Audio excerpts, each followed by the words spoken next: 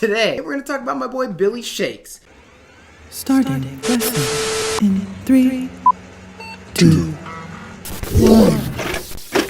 1. Okay, here's the deal. Let's learn!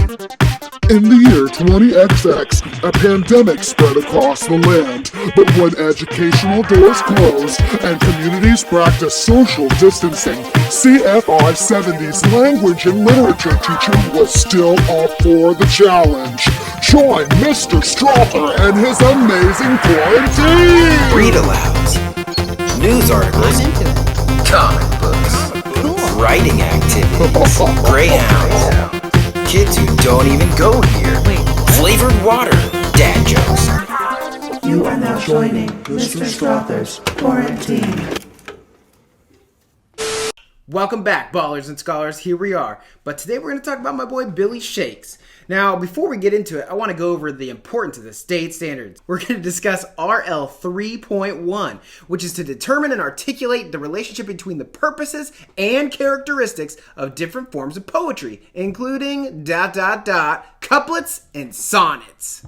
Also, we're going to discuss W4.7. We're going to review and articulate and revise writing for meaning and clarity. We're also going to cover W5.6, which is to write with precise word choice to make writing interesting and exact. Today we're going to talk about Shakespeare, my boy Billy Shakes, one of the most famous playwrights ever. Or was he? Some people think Shakespeare wasn't even a real person. Maybe he was a company of people writing plays and they just couldn't sell it on their own, so they created this big fake figure to represent them. Some people say it was just a story that we made up years later. April is National Poetry Day, so I think it's really important that we talk about one of the most famous poets of all time. Although he wrote plays, he wrote hundreds of sonnets. Sonnets are a particular form of play with a structure that we're going to discuss in just a moment. Just a reminder, wear your deodorant, unlike Shakespeare, because it hadn't been invented yet. Are you crushing your Netflix and YouTube watch lists? That's exactly what this was. Back in the day, before there were other forms of entertainment, written and orated stories were the jam. So if you had a couple of hay pennies, you could go see a play. But if you wanted to purchase something for your girl, sonnets are where they're at. If you dig movies, you probably already dig Shakespeare. If you've ever seen The Lion King, that's essentially Hamlet. The Lion King 2, straight to video, was basically Romeo and Juliet, as was West Side Story, which is a musical that maybe some old people in your life really like, or Romeo and Juliet, that terrible movie that your little sister bought on DVD and made you watch a bunch of times. If you've ever seen 10 Things I Hate About You, that was essentially William Shakespeare's play, The Taming of the Shrew. And if you've ever seen daytime television like Jerry Springer, Jerry, then you've seen A Midsummer Night's Dream, where there are a bunch of weirdos and they keep trading lovers. So I'm going to teach you how to write like Shakespeare. Shakespeare's sonnets are predominantly written in a meter called Iambic Pantameter. It's a rhyme scheme in which each sonnet line consists of 10 syllables. The syllables are divided into 5 pairs called iambs, or iambic feet. An iamb is a metrical unit made up of one unstressed syllable followed by one stressed syllable. A good example of this is the word goodbye. A line of iambic pentameter sounds like this.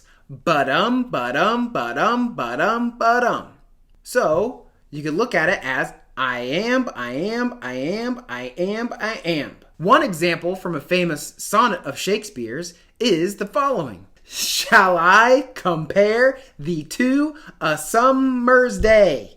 Thou art more lovely and more temperate. The rhyme scheme of iambic pentameter is A, B, A, B, C, D, C, D, E, F, E, F, G, G. So that means the first and third lines rhyme, the second and fourth lines rhyme, and so on until you get to the last 2 lines and those 2 rhyme. Each one of those 4 lines are called a quatrain. Doesn't matter, just telling you.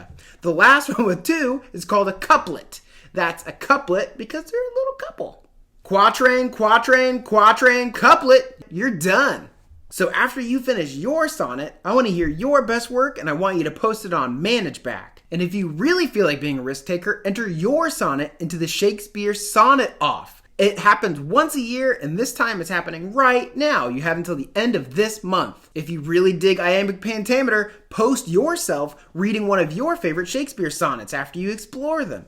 And if you post it online and tag at Mr. Strother CFI, then I'll happily replay it on our Instagram page. And if you put a hashtag on it, hashtag BARDBARS, BARDBARS, then you can engage in some friendly competition online. So you made it to the end.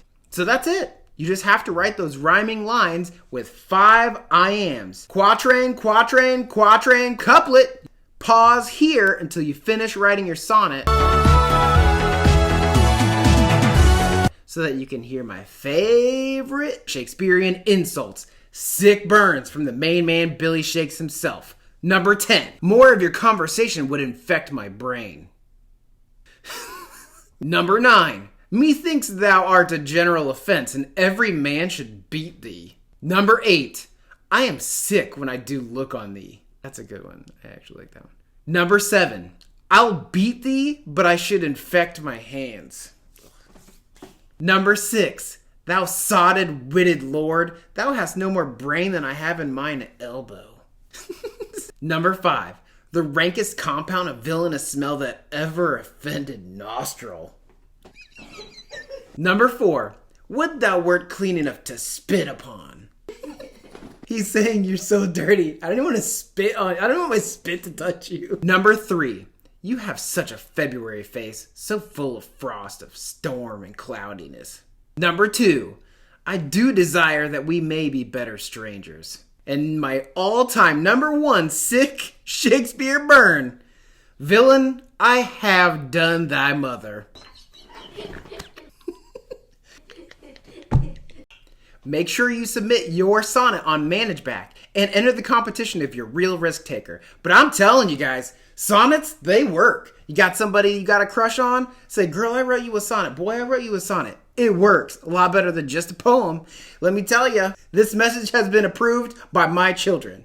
Also, if you're jamming on these Shakespeare vibes, you need to check out the link I just dropped into Clever. It's for a TED Talk that discusses the intersectionality between Shakespeare and grime, which is hip-hop in Europe. Be sure to read every day for 20 to 30 minutes a day. And as always, have a great day.